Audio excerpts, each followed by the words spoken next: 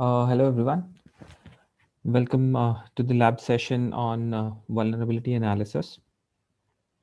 And just to recap some of the points that we discussed in our last session, if you remember, I actually showed you the assessment types that are generally conducted, and they can be passive, active, external, internal, host based, network based, and application based. So, in previous lectures, we have got some idea on passive and active ways of doing assessments on vulnerabilities. However, we might not have explored more on doing host-based, network-based, and application-based assessments using tools. So, as you remember that in as part of the solution on assessment, we need to assess people, process, and technologies. So the tools that I'm going to show today are the ones that help us in doing assessments against technology. Okay. So I'm going to actually let you know that only the third step of the whole cycle is actually the one that we are going to discuss today, and a little bit of enumeration is included in it. So why we need to do detailed analysis, so that we reduce our scope of activities in exploitation and post-exploitation phases. So I would be discussing Nessus, like three tools. One is called Nessus, another one is Qualys, and there is a free version which comes by default in Kali of a tool called Nikto. So I'll just show you some of the notes that I have, the points which I would be discussing regarding the tools. So as you can see, we would be discussing these 17, 18 points that are there, and a little bit of details on how to basically install and configure the tool along with it. So basically you need to go on Nessus website and register for their uh, trial version of the tool, which is valid for only 7 days. And what you would be getting, once you receive an email, you would get access to Tenable's login platform, and you would if you click on go to their download section, you would see binaries for almost most of the target operating system. So the one that I chose, because I am using Kali Linux, so I use this Nessus 8.13.1, and because my local machine is a 64-bit machine, so I've downloaded this Debian file, and then using the dpackage utility which is present, so I installed it. Okay, so just I'll show you the command.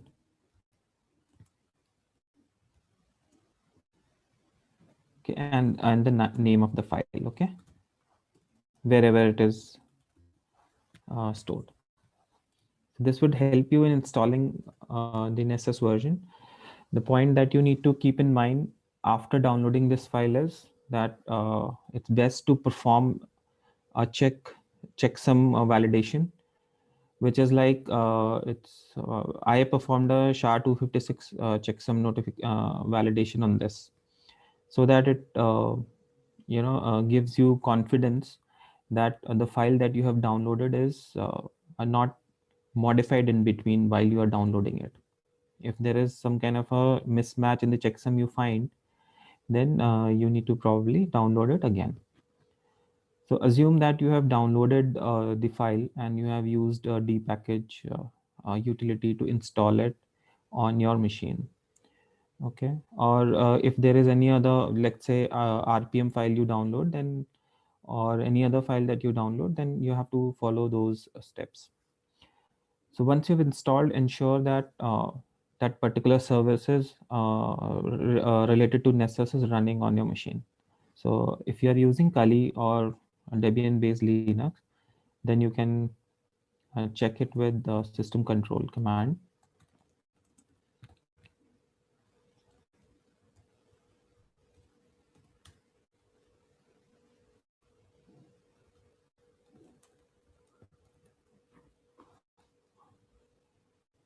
Oh wait, I made a spelling mistake here.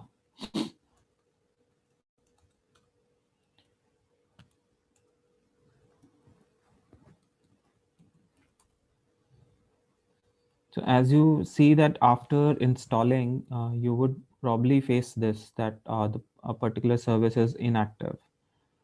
So you can actually make it active by saying sudo system control start and ssd.service. So once you start it, you can again check the status.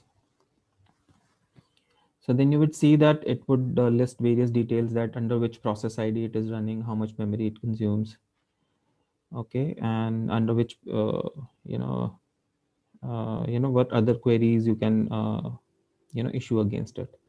But the thing that you would probably not know here is that how you would access the tool. Okay, it's a service that is running, and it's a web-based tool, and you have to know that on which particular port it is running on the local machine. So for figuring that out, I'll just clear this screen. Okay, for figuring that out, you can use the netstat command. Use these flags ANTP, I mean these options, and then grep.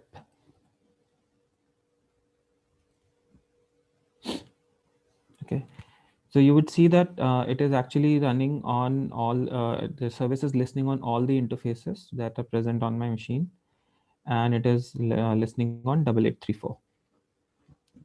Okay, so to access it, you would have to go in the browser and use HTTPS. Okay,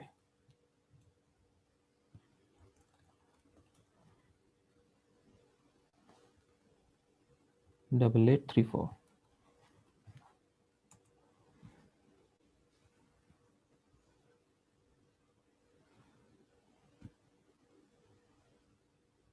So if it is for the first time that you are starting Nessus, then you would see that the progress bar of compiling these plugins will be in the beginning.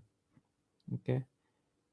So as I can see that it is taking a little bit time to restart itself and compiling for compiling the plugins.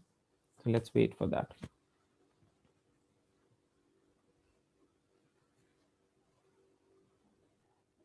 And sometimes it happens that if the network connection breaks down in between, then you would have to probably repeat the process. Okay, right now it's already compiled because I already ran some test scans earlier. Okay, and if you're starting it for the first time, you will have to define the username and password. It will ask you to enter a username and a password.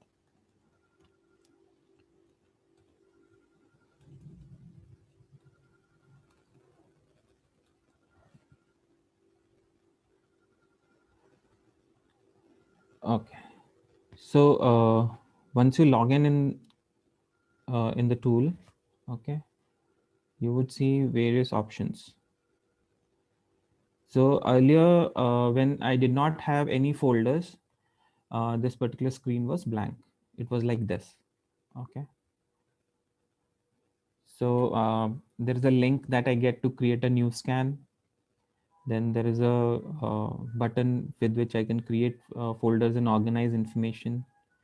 And then there is a button with the plus icon also that I can use to create a new scan.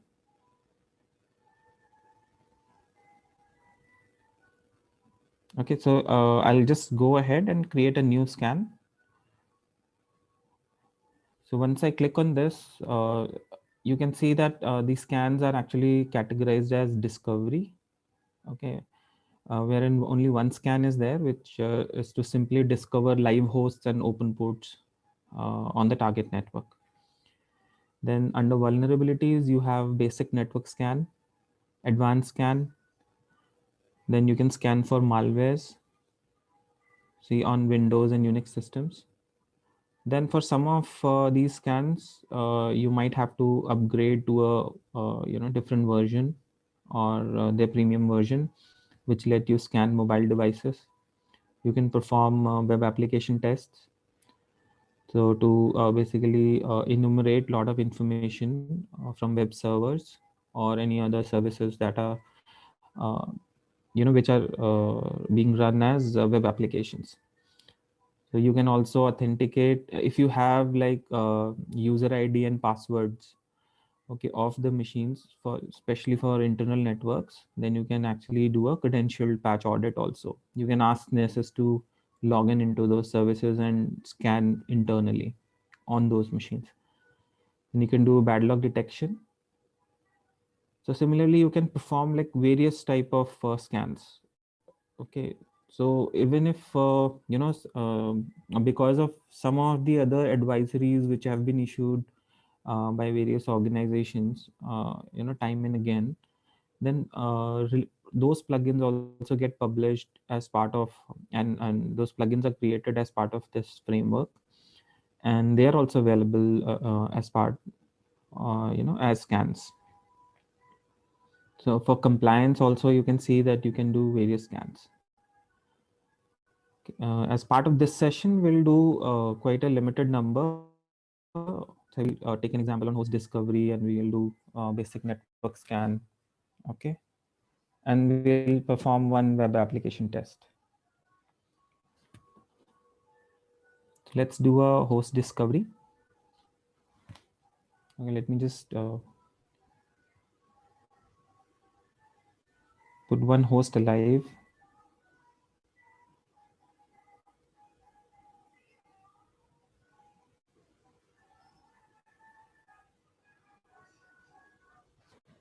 Okay, and before we conduct a scan, let's discuss about something about policies. So let's say you want to create your custom template. Okay, you can define a new policy. You can choose an existing any of the listed existing scan, let's say basic network scan. Okay, and then for various, like for discovery and assessment settings, you can define a lot of custom values. So you can, under discovery, if you go, you can choose scan types, whether you want to perform a TCP or an REP, or all of the ping scan types, or which of the ports, port scanner settings you can define.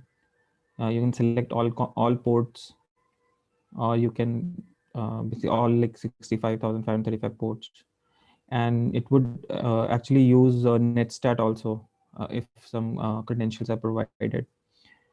Okay, then you can actually define a custom scan type also, wherein you can give values for host discovery.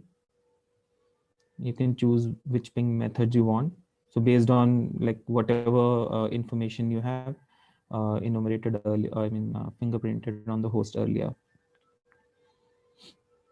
Then you can define the scanning types. Okay, so enumerations, like if you are actually wanting to scan Windows based host, you can use WMI. If it is like Linux, SSH, and then you can choose whether you want to perform an SNMP, or maybe only SYN, and you want to perform a UDP also. So all of these scan types that we have earlier discussed, these options are given for you to configure with the help of defining new policy settings. Okay. Then you can define plugin rules. On the left hand side, I have clicked on plugin rules, and you can create plugin rules.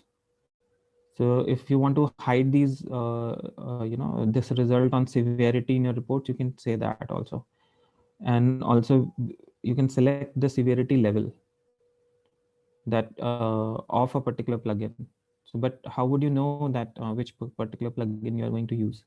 So actually, these plugins are listed while you are doing the scan, and you have while you are defining these policies, you would be able to see that what all plugins are there. So let's say I went into a particular policy, selected a basic. Just a second.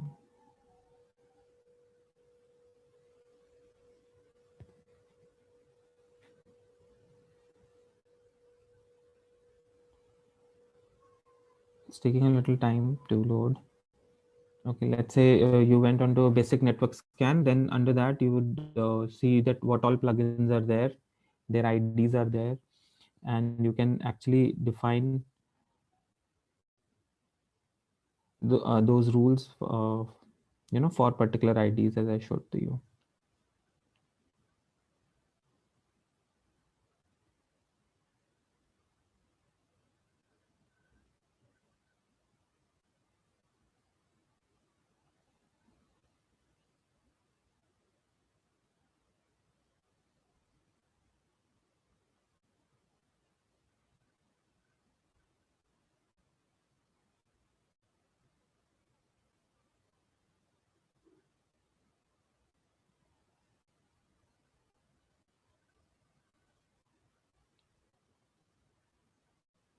I think it's facing some problem. Let me check.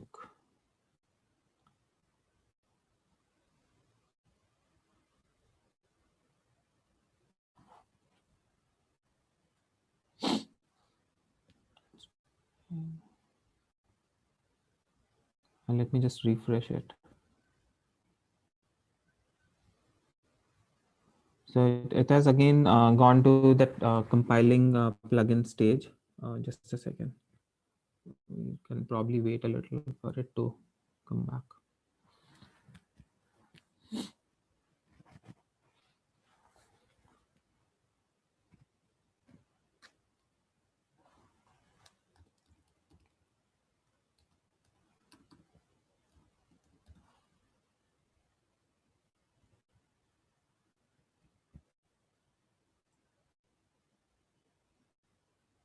Okay, so under the plugins tab, you can actually see, say for doing a basic network scans, what all plugins are there.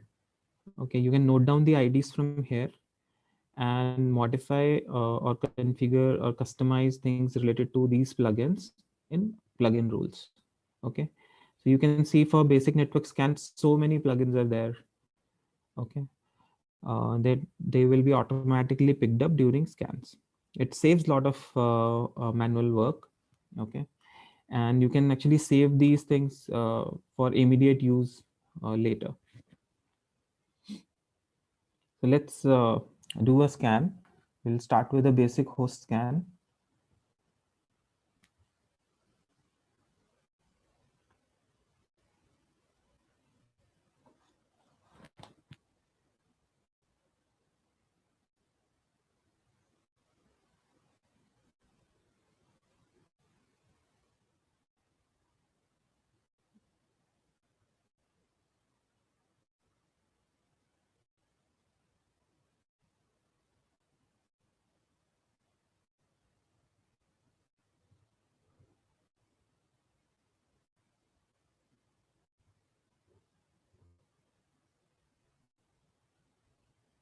So the host that I was trying as a target, it is taking a little time, just 1 more minute, and it will boot, and then we'll give the IP, and then we'll continue with the scan.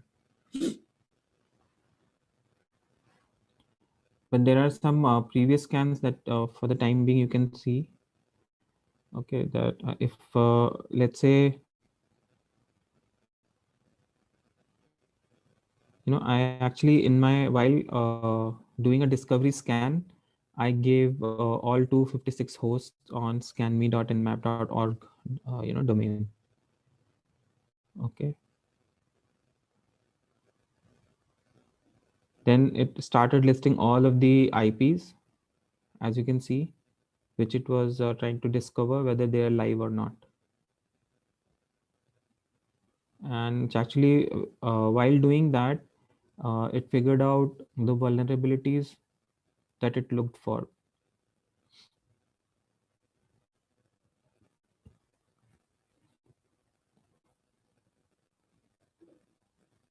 So you can say that on a remote host, which is considered as dead, and it was not scanning. Okay, let's do that. So the host that I was waiting for is up. Okay, so we go to new scan and then select a template called discovery. We need to name it.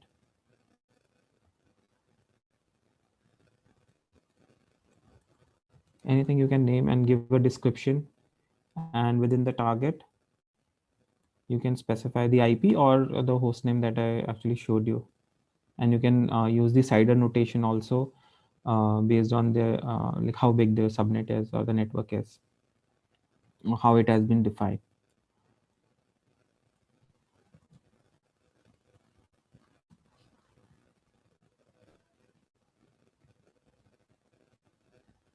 So once you have entered these details, we need to save it.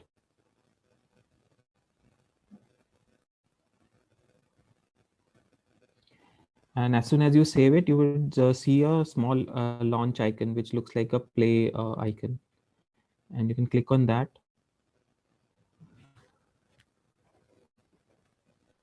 So the scan would start. And the small green color spinner you would see under this column of last modified. So while a particular scan is running, it will show that spinner. And when it is complete, it will show the status as completed with a small tick mark. Then you can actually select it. Okay. So in this particular scan, it has not discovered it. Why? Because maybe I'll have to probably reload the plugins or recompile them. But we can just check whether that particular. Okay, I know I am not connected to that VPN. Okay.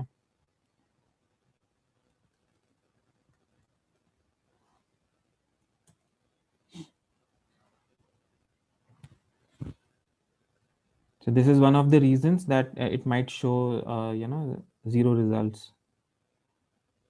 So let's do that again. Okay.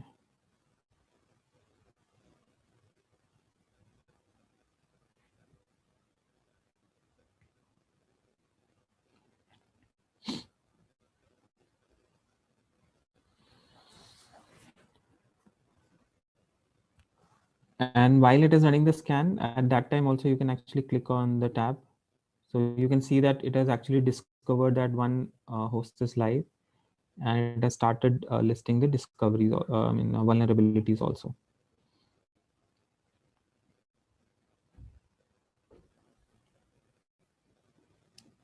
So currently it has taken the time from my local machine. As you can see at the top, it is like 8:56 a.m. and it took actually less than minute. So as soon as it is over, that you would see the status as completed, and the scan information is listed here.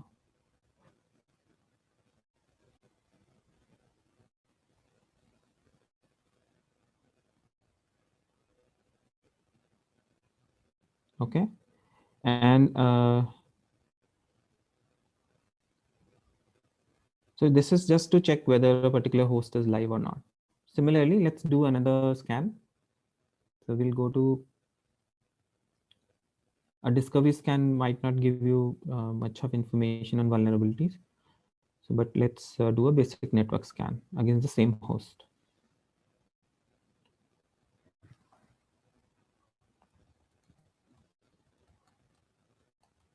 I give the name, and then again I'll give the IP.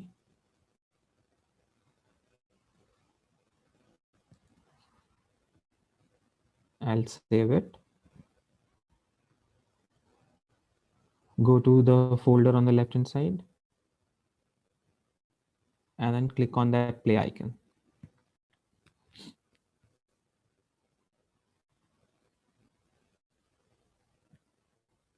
So we might have to wait for a few seconds or minutes for it to complete that basic net scan.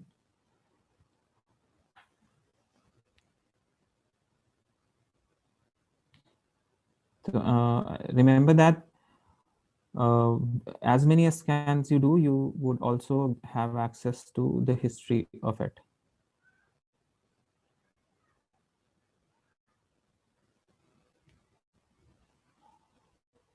I actually clicked on this Scan1 discovery to show in a basic net scan. Okay. So let it run that basic network scan. And this is for the first time that we have launched this scan.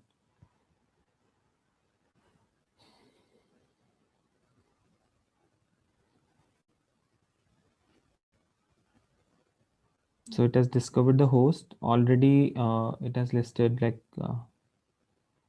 with the help of Nessus SYN scanner vulnerability, it has listed down the information.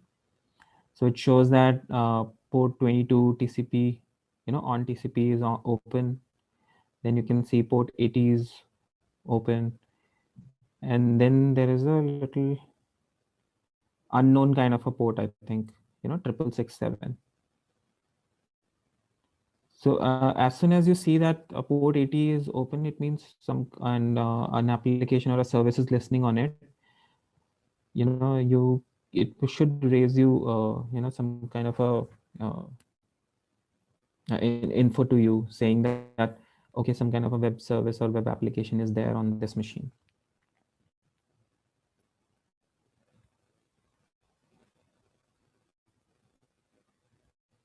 So it is still running, and you can see that it is, I think, only completed 4% or something.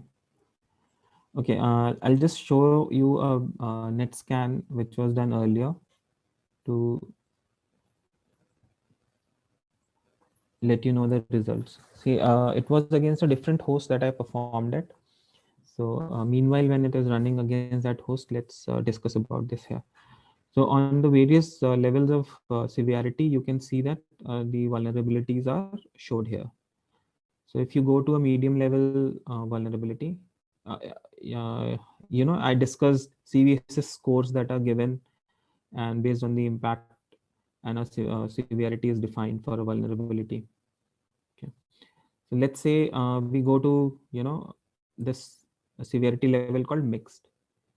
You can see that it has actually listed vulnerabilities related to SSH weak algorithms, okay, and other related names. So on TCP, on port 22, where TCP is there, SSH service is there, about which it has given a very nice description as to what this vulnerability is about. Now, in that particular analysis, before going on to the next step of exploiting it, you would have detailed information. You would also have risk information, the base score and the vectors. Let's see if it has, okay, that particular scan is still running.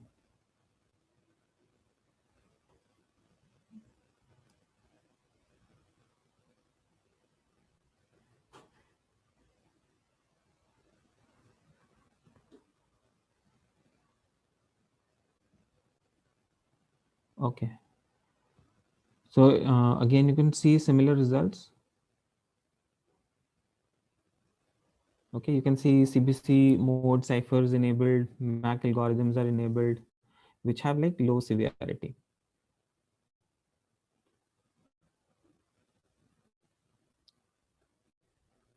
Then you can see, how these scans have been categorized. Okay, so if a particular scan was performed for web servers, you can check this also. So some of the methods that are allowed for web servers, and it sees that they should not be allowed on, okay, on this.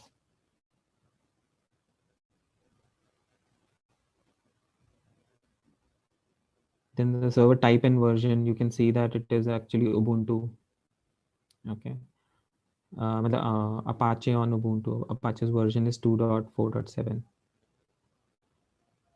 So this way you can collect as much as information and you can analyze the vulnerabilities. And with the CVE details that I showed you can actually see when what all other information is available on the internet about it. You can go to CVE details or other websites like uh, the NSA's advisory website that I showed you yesterday, NVD's database, and you can read more about it.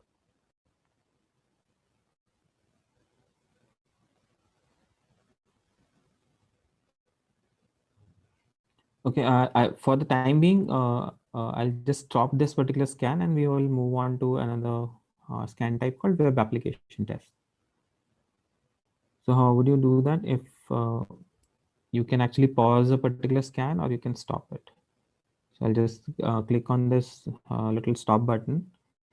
As soon as I get a pop-up, I'll stop it. And then you can see that, okay. So it has given a cross circle saying that this particular scan was cancelled. Let's for a web application because on port 80 we found that Apache is running, so most probably a web application is there. And then we remember that 6667 some service is running, but let's see what information we could have about that.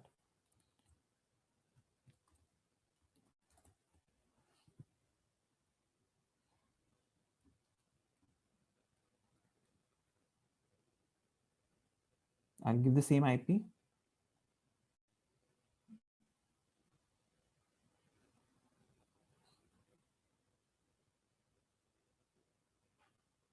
So I've left all other values as default, okay, whatever is available in the tool. And you can see that it is there under this folder, CH class, and I'm again launching it.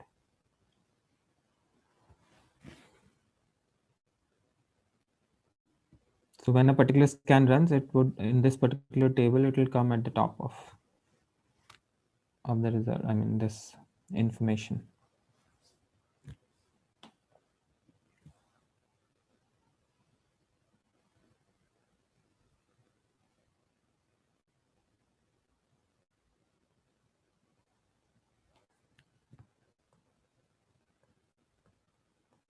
So there is one more option that I heard of under the resources tab, which is called scanners.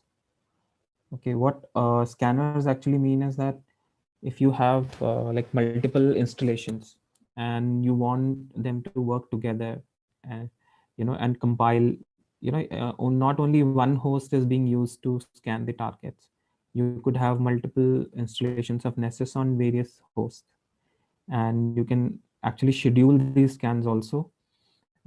If you find that the machine on which Nessus is installed and that machine is always on, maybe a server running in cloud, and then you can install Nessus on that, and continuously you could scan the targets. So basically, I couldn't find this option here, maybe because it is an evaluation version. But if you want to combine results from various Nmap installations and they are distributed, then that also can be done in Nessus.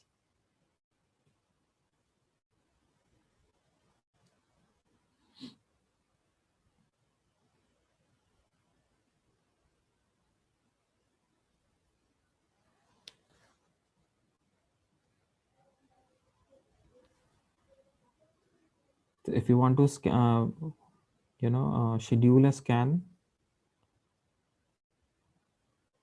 so let's say I'm defining a new scan, then while defining the basic settings, I can enable the scheduling and I can define the frequency and also with the time zone, as well as that when should it start with what frequency. Like I want to scan a target once daily or weekly, you know.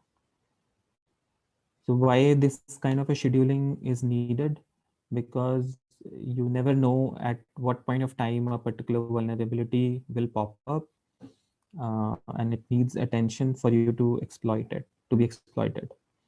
And you never know that when it comes to the notice of the owner of a system, that particular vulnerability might not be there anymore.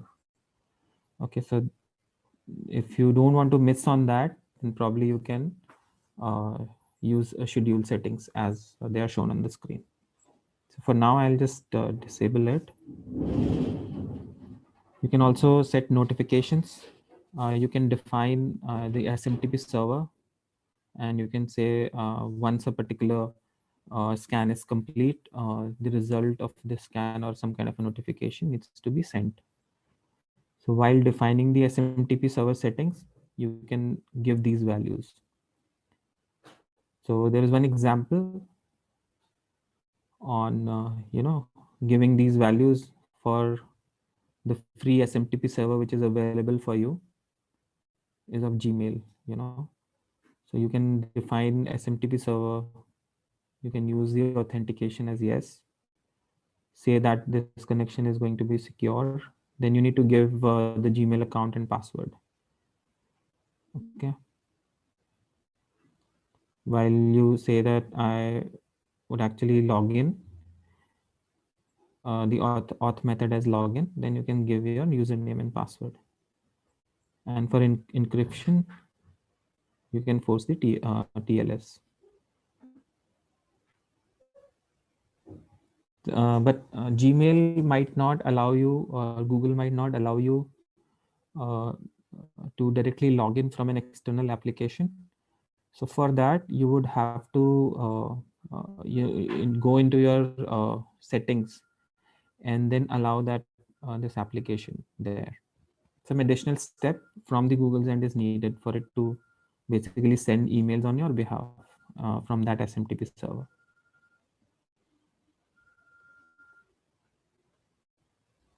So let's see if that previous can be started as, is it listing some info or not? Okay, I think it's taking a little bit of time. Okay, so, okay, can you see like, let me just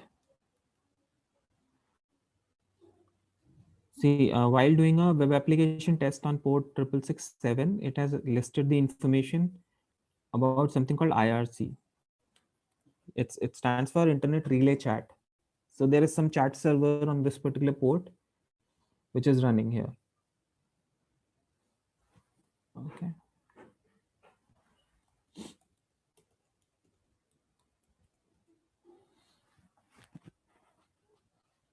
So you can read about this Internet Relay Chat. Okay. Maybe you can use an IRC client and then anonymously connect to some kind of a node and see what communication is going on. And you can connect to this server to basically bring out more information in analysis phase.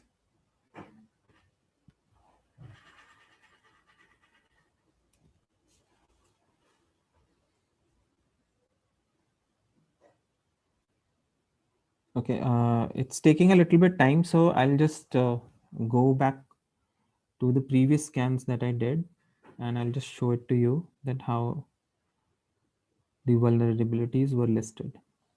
So it discovered actually 12 vulnerabilities last time when I did a scan. So you can see that it says that the application which is installed on the server is vulnerable to clickjacking.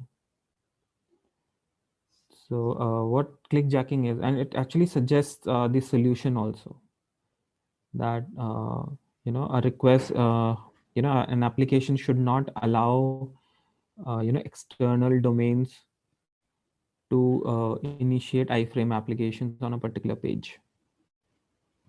So you can, and it has also listed down some of the links for you to go through and understand that what clickjacking is. So it's basically hijacking the clicks of a user.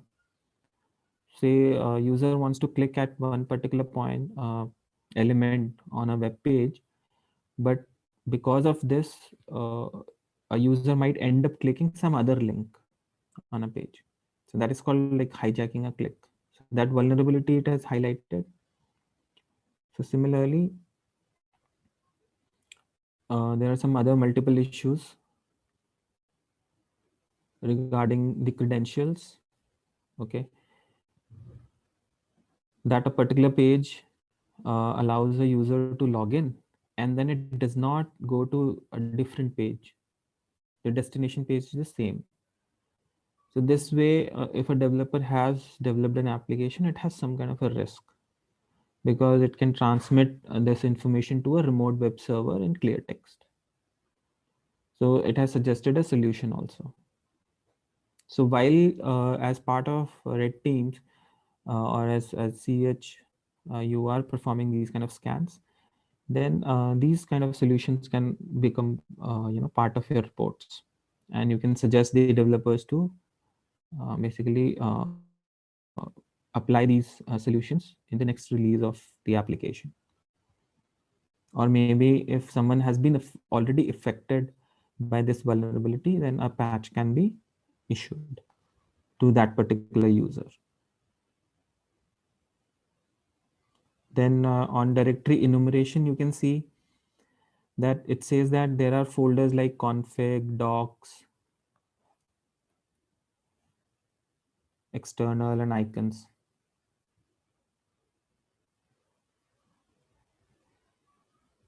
Okay, then once you have this kind of information on the layout of a web application on the remote server, you could probably use tools like dir search or dirbuster to further enumerate as to what else is there.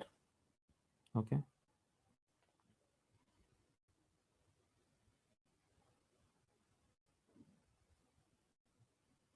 then it has highlighted scans related to CGI abusers.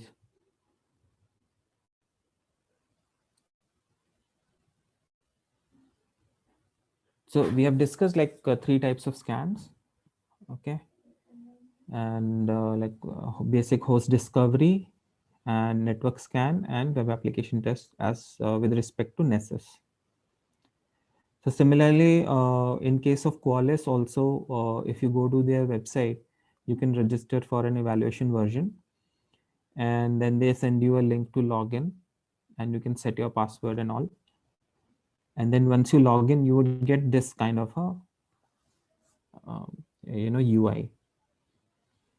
So with respect to Nessus, if you want to compare it, you would get a user interface which is more uh, inclined towards testing web applications.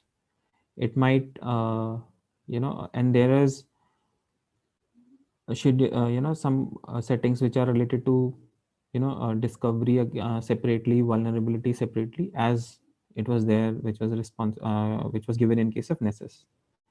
So let's say you go and log in into Qualys, and the prerequisite is to that you have to define a resource, an asset, which is called a web application. So you can see that it looks like this, and you can either create an asset from blank, okay, or you can choose an existing asset. So let me click on blank,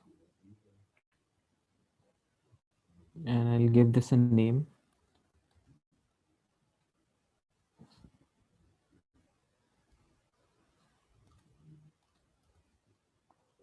So right now I do not have any appliance that needs to be registered or someone needs to enable for me to scan internal hosts on my network. So I'm giving a public URL, a URL which is publicly accessible for Qualys to go and scan this particular target. So in my previous classes, we mentioned something on Slack HQ that there is a WordPress web server running there. I mean, WordPress application is running there. So then I can give some kind of crawl scope to it, that I wanted to basically limit this scans below the host name, or I wanted to do I wanted to enumerate the subdirectories, or maybe some other subdomains, then I can define that particular scope here. So as of now, I'll just leave it as default. Click on continue. So and then I can choose a profile here. So let's say WAS options, all default initial WAS options, and the appliance is external. Okay. And I'm clicking on continue. So if you want to include scripts of a tool which is used to automate web applications, which is called Selenium, then you can include those scripts also here.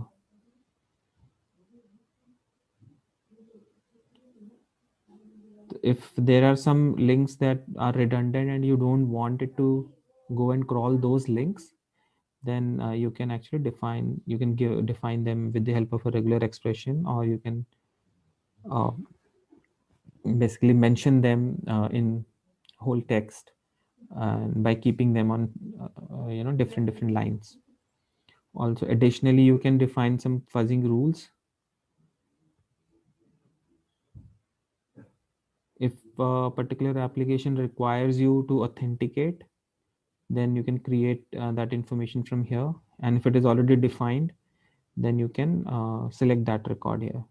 Say a particular application requires you to authenticate, do basic authentication or a server authentication or an NTLM based authentication, then you can uh, as a previous step to this step, you can create them and select that here. So you can actually add exclusions. Okay, anything that you wanted to not include in the scan or a crawl that it is mentioning.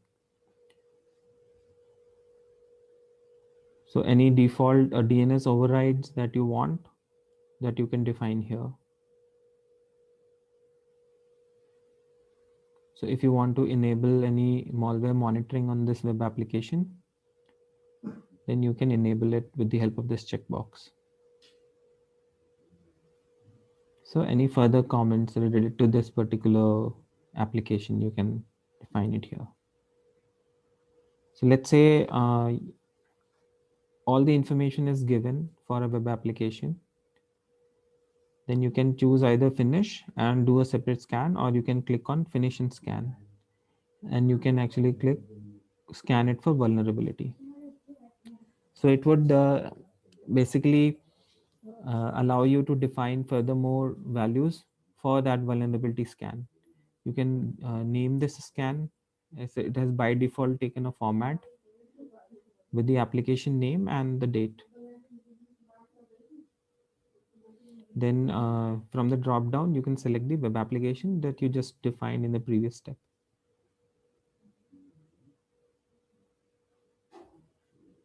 Oh, it's already selected, sorry. So any user authentications can be given here. But for this application, we don't require. And then if some email notifications are sent, you can check on this box. I mean, if you want to send those notifications, you can select this box on scan completion, and the from address would have this. So as of now, I'm unselecting it. So then once you can review whether the information that you gave was correct or not, and then you can click finish.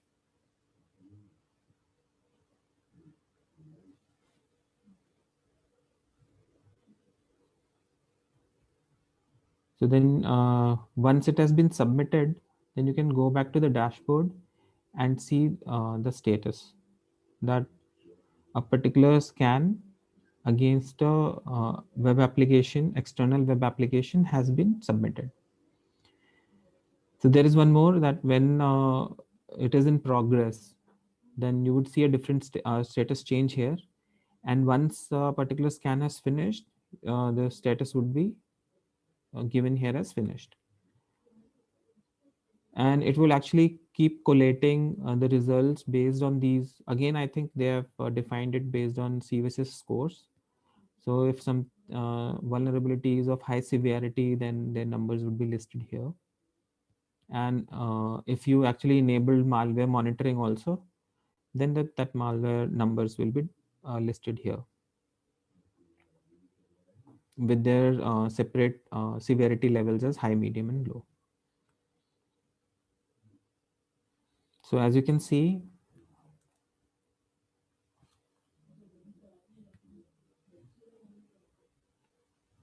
the status has changed for this particular scan as running.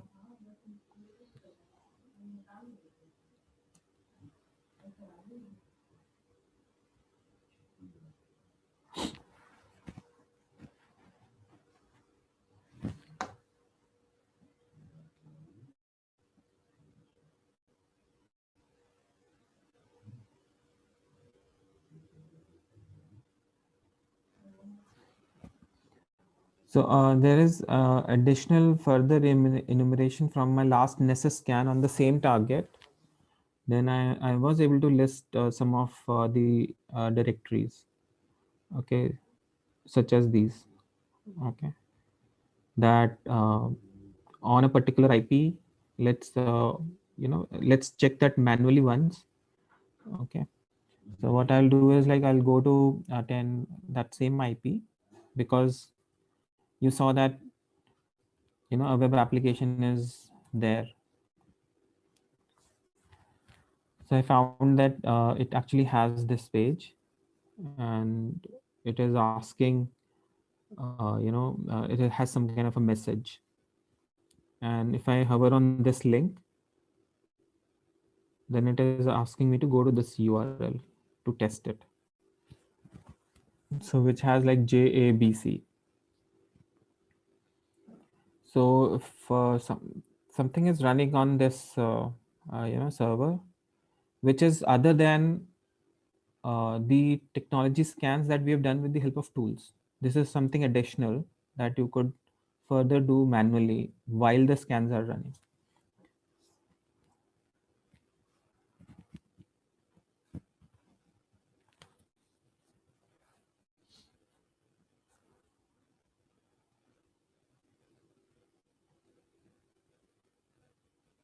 So let's see if it gives something. So as soon as this page loads, I would like to have a look at the page source.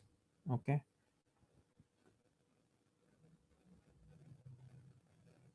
Yeah, see, you can see that there is some kind of a change in the title of the application. So maybe I can right click and look at, this on the context menu. I can see that view page source is enabled.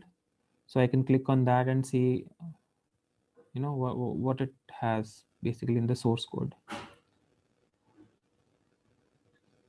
Again, this can be done as part of next step while doing detailed enumeration, but some part of enumeration we can do like while analyzing itself, something that is readily available for us. Okay.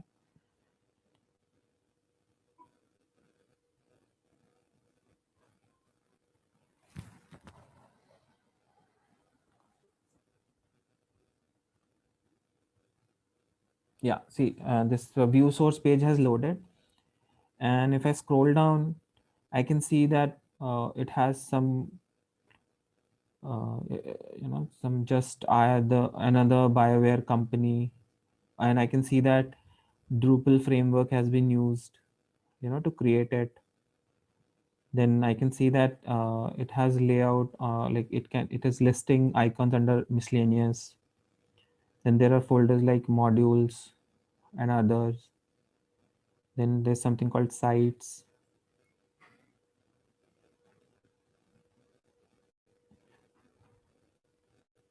Okay. Then also other than this, then oh yeah, see, there's a node on which home link is there. It's not visible on the page, okay, but it's there in the source. Okay. So what else do we have here? I can see there are some links.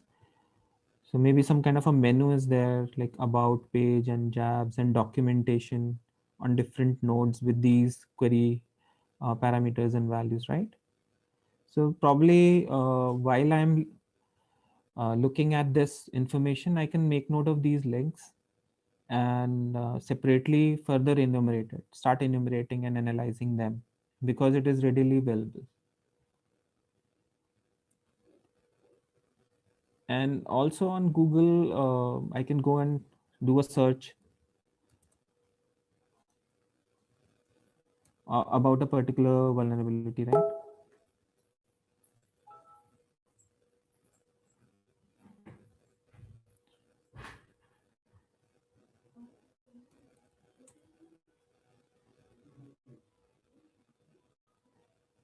So yeah, I can say JABC Drupal 7. Okay. So maybe I can find something. Yeah, see, I can see some walkthroughs are there available. Some people have actually listed some information. There are some articles. So this way you can do additional further information collection and analyze. So let's see if, okay, this particular scan, a vulnerability scan is still running. So meanwhile, we'll start covering some commands from Nikto. Okay. So if you, in Kali, if you go to the menu and if you search for that, yeah, it's there. Okay, because I recently used it, it is under recently used. So I can either click on this, and if it is not present in the application menus, then you can, with the help of apt, the package manager in Kali, you can do a search.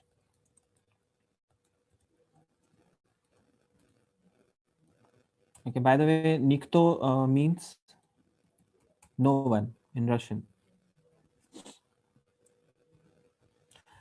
So right now it's installed. As I can see, in moment I do a search on it, it's installed. And if say it was not installed, then I could actually do Neat, and it will install it for me.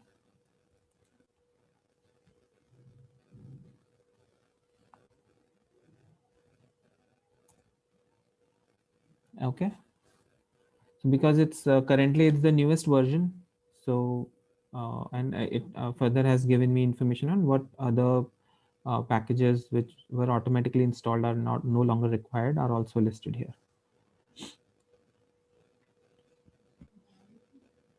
Let me clear the screen and take some examples. So if you want to have a very detailed help, you know,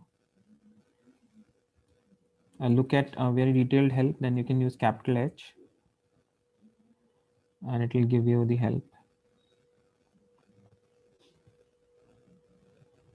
So, you know, the options that you see with the plus symbol mean that while specifying these options on the screen, you have to give some additional value.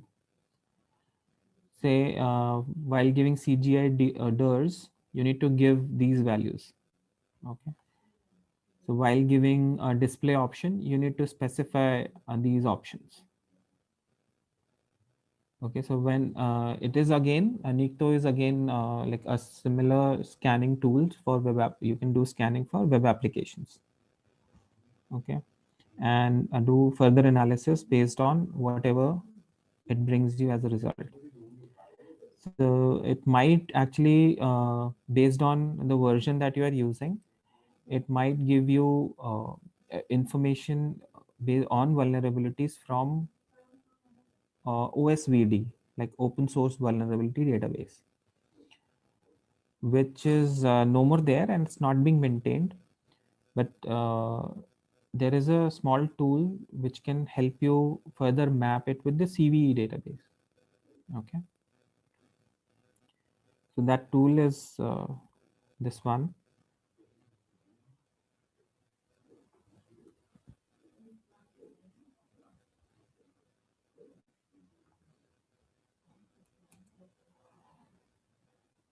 So there's a reference map between open source vulnerability database and the CVE database, as you can see.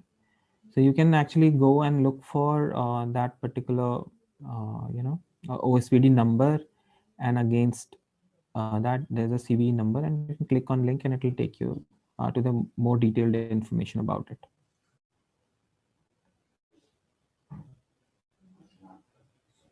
Okay. So this is related to some cross-site scripting, multiple cross-site scripting vulnerabilities in some application called Livezilla. Okay.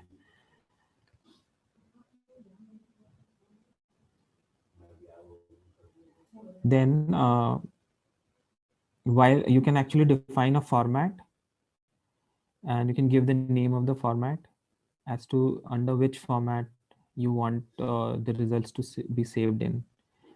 So you can actually combine both Nessus as well as Nikto results together. Let's say you are separately scanning with the help of Nikto, and you store the results in a Nessus format. Then you can import those into Nessus. And let's say, or you can create these results in XML format, and then probably as part of Metasploit framework, you can import those. Okay. So you can combine various tools to do and make your results more valuable. Then let me just show you the man page. So any new tool, maybe there is a manual with it. So you can use man Nikto. And as you can see that it is there to scan vulnerability, known vulnerabilities, you know, on web servers.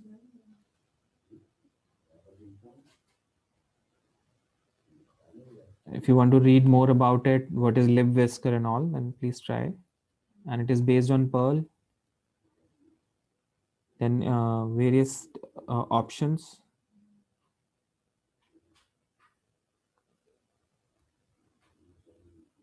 So while it is doing a scan, you can see whether it is getting some redirects or not, some cookies that it is receiving, what kind of responses on particular URLs are being faced, the HTTP code response codes, right? And if you wanted to list that, you can do it in verbose mode. Okay.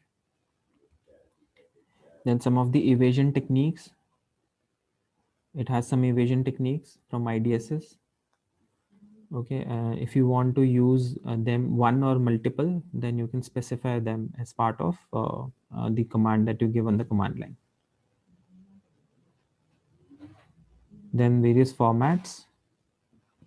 But along with the format, you have to specify the file name also. Okay. Then you can specify some host with the tag host option, and it can be the IP address or the host name, or it can be the list of host names in a text file. And it can also parse an OG style output, the greppable output from Nmap.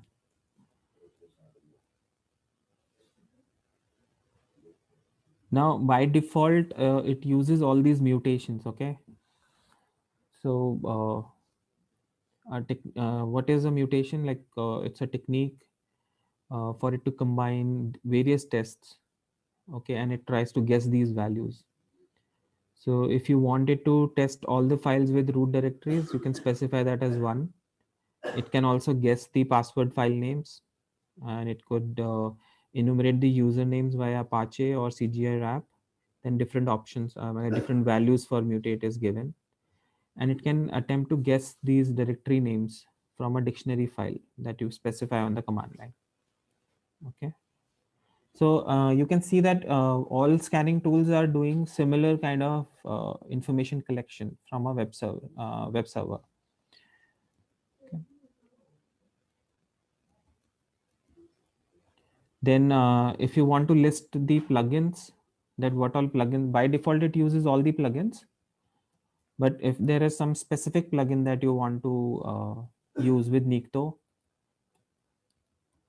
and you don't know the name of the plugin, then you can actually use this list plugins command.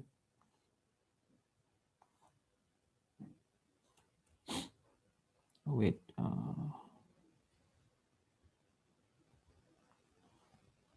list plugins option with Nikto command. Okay, so then you can have a look at what all plugins it uses.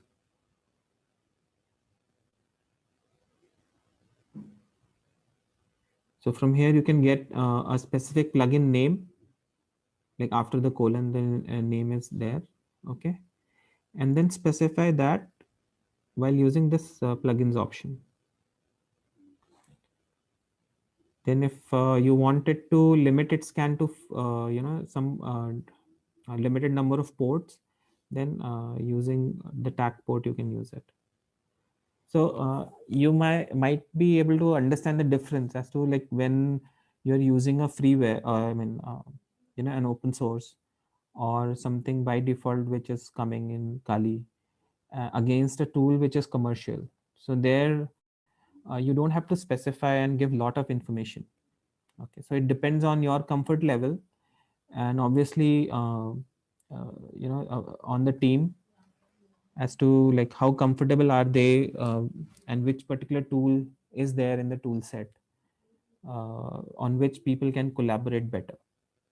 So but yeah, there are some interchangeable formats and there's some common formats with the help of which you can exchange the reports between team members and between the tools.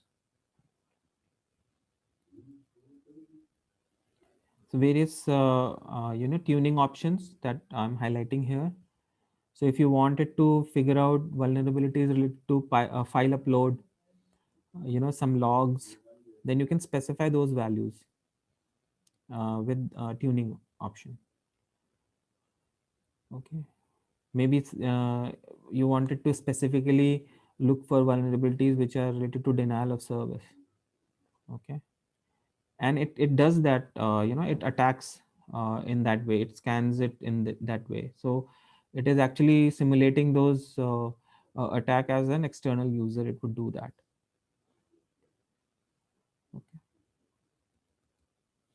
Though they are called tests, and if these kind of tests are actually making an application not respond in a particular manner, then it needs to be informed before you conduct these kind of tests in your organization.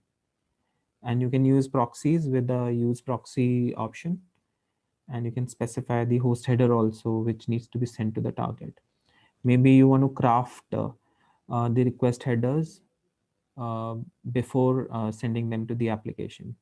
Then you can specify with the help of vhost option. The various places where it stores configurations are also given.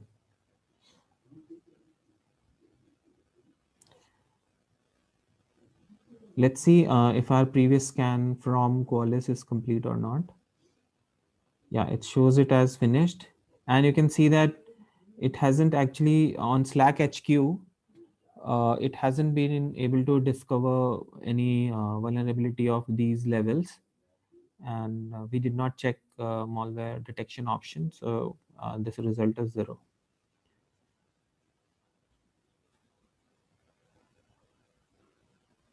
Various report options that are there, and you can define configurations. So in the free version, these are the two option profiles, and you can define the new profile again, like similar to the options that are given in other tool. So my point is that it is always required of you to be always ready to learn a particular tool. So as I highlighted in one of my slides, that all of the tools, they have, or the solution that I would say, it usually has these characteristics. Okay. So all of the tools that we have discussed right now, they actually have these attributes. They should be able to help you in getting the inventory on protocols. They should be able to identify the services which are behind the ports.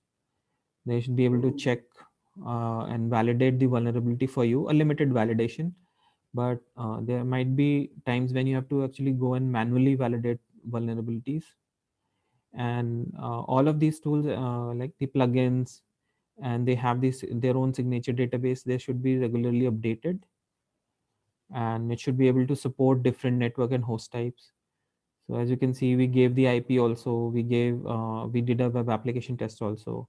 There are some different type of scans which can help you further do audits and various other scan types. Then it should be able to some extent, it should be able to imitate the outside attack also. And Nikto is a tool which can actually help you in doing that. So while designing a solution, please do not limit yourself to only one tool. You should be comfortable in using multiple tools, and in some or the other way you should be able to combine this information into a format which is actionable, on the basis of which the teams can take remedies, like they can mitigate further any future attacks which might happen because of the vulnerable analysis that you have done.